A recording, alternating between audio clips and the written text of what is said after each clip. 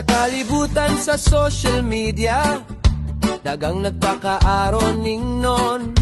Pero naay usa ka vlogger nga lahiyang iyang lanton. Dili hambog giro, dili mangatik sa iyang istorya. Si Katunay blang na ang garbo sa iyang mga kaila. Katunay, katunay, amigong tinuod gayud sa kalisod ug kabuhong, kasing-kasing dili mapungan. Buotan nga pagkatao, walay plastik nga dala, basta si Katunay ang tinuod nga bida.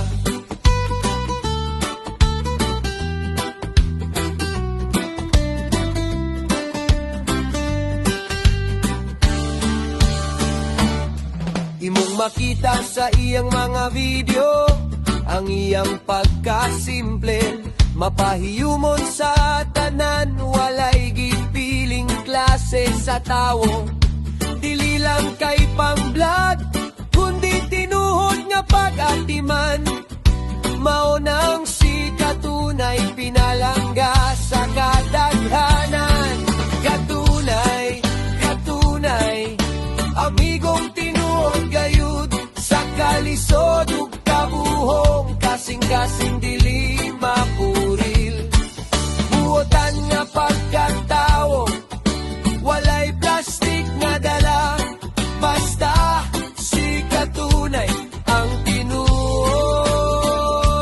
nga bida.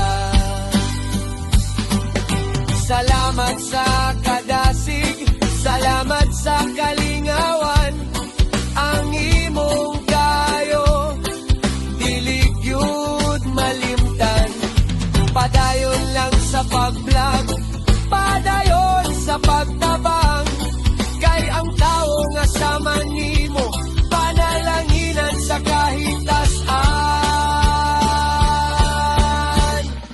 Katunay, katunay, amigong tinuod gayud sa kalisod ug kabuhong, kasing-kasing diling mapuril. Buutan nga pagkatao, walay plastik na dala, basta